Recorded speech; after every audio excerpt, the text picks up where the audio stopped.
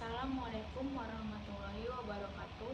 Perkenalkan, nama saya Siti Wahyuningsi, jurusan Manajemen Pendidikan Islam, semester 5, unit 1. Untuk memenuhi tugas mata kuliah Manajemen Pendidikan Tinggi dengan dosen pengampu Dr. Sofyan Arianto MPD. Di sini saya akan mempresentasikan makalah saya yang berjudul Pengelolaan Perkantoran. Nah, di pembahasan yang pertama itu ada konsep pengelolaan perkantoran dalam pendidikan tinggi. Dan yang pertama ada administrasi akademik. Apa itu administrasi akademik? Administrasi akademik itu merupakan salah satu pilar utama dalam pengelolaan perkantoran di pendidikan tinggi. Kegiatan ini mencakup seluruh proses administratif yang berhubungan langsung dengan kegiatan akademik mahasiswa dan dosen.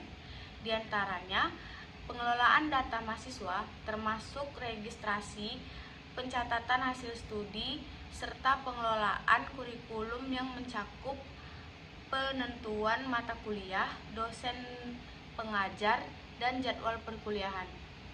Pengelolaan administrasi ini juga berperan penting dalam pengelolaan nilai mahasiswa yang tidak hanya mencantumkan hasil evaluasi belajar, tetapi juga memastikan kelancaran distribusi informasi terkait ujian, pengumuman nilai, hingga transkrip akademik. Nah, yang kedua ada pengelolaan sumber daya manusia. Sumber daya manusia atau SDM merupakan salah satu aset yang paling berharga dalam pengelolaan perkantoran pendidikan tinggi.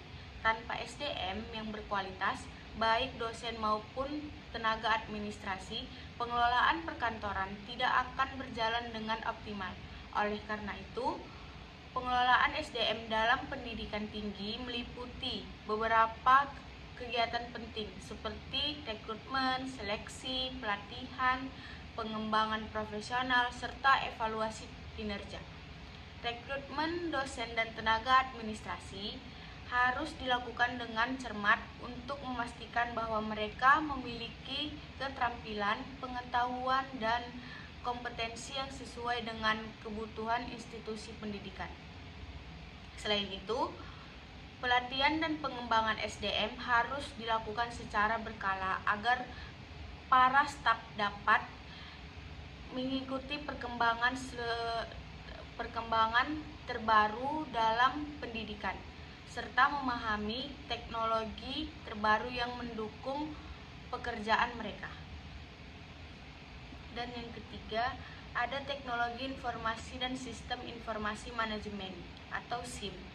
Pemanfaatan teknologi informasi dalam pengelolaan perkantoran pendidikan tinggi sangat penting untuk meningkatkan efisiensi dan aktivitas operasional. Teknologi informasi dapat membantu meningkatkan berbagai potensi administrasi seperti pendaftaran mahasiswa, pengelolaan data akademik, serta pengelolaan keuangan.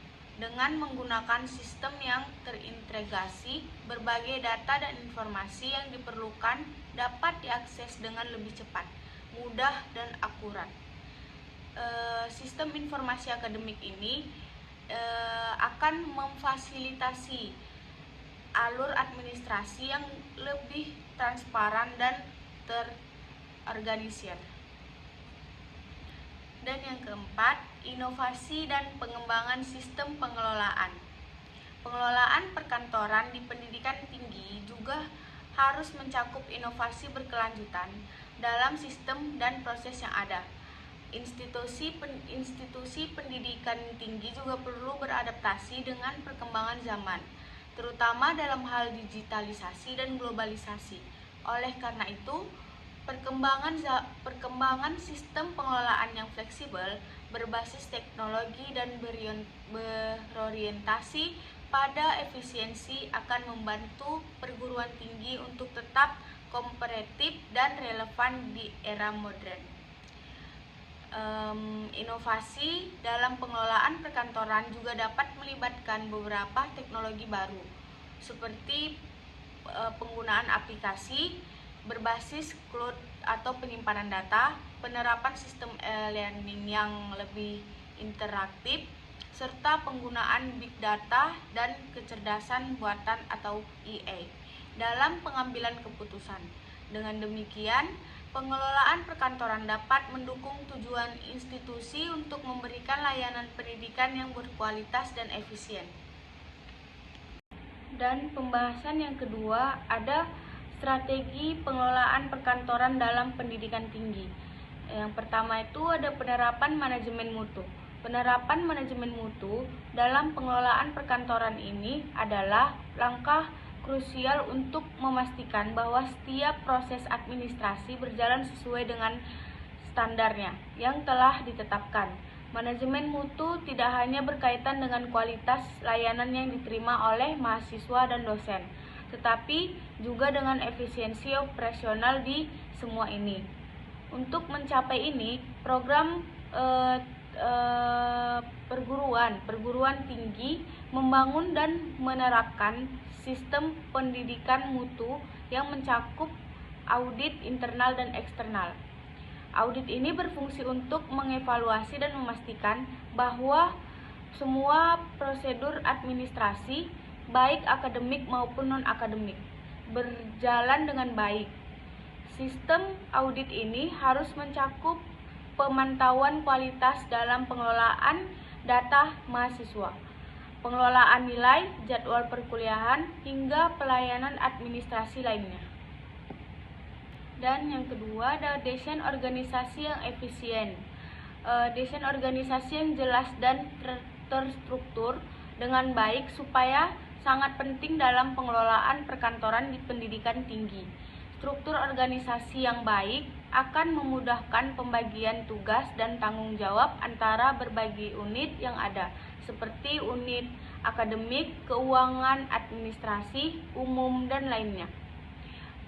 Pembagian tugas ini juga sangat jelas akan mengurangi tumpang tindih pekerjaan dalam menghindari kebingungan pelaksanaan tugas administratif. Dan yang ketiga ada inovasi dalam penggunaan teknologi. Sering dengan penggunaan atau perkembangan teknologi, perguruan tinggi perlu mengadopsi teknologi terbaru dalam pengelolaan perkantoran.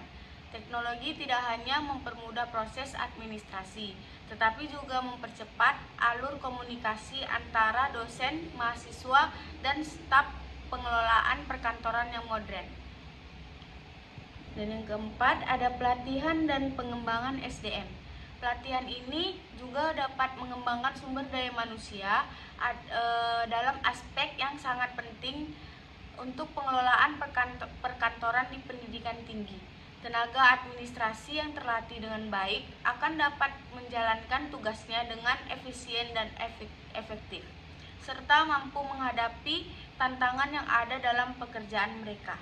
Pelatihan ini harus mencakup berbagai keterampilan seperti penguasaan perangkat lunak terbaru yang digunakan dalam pengelolaan administrasi, keterampilan komunikasi yang baik, serta kemampuan untuk menyelesaikan masalah administrasi yang kompleks. Dan yang kelima, ada peningkatan sistem pengawasan dan evaluasi. Pengelolaan perkantoran yang efektif memerlukan sistem pengawasan yang ketat untuk memastikan bahwa semua proses administratif dijalankan dengan baik. Evaluasi yang dilakukan secara teratur dapat membantu untuk mengidentifikasi potensi masalah atau area yang perlu diperbaiki. Peningkatan sistem pengawasan dan evaluasi ini mencakup penilaian berkala terhadap kinerja staf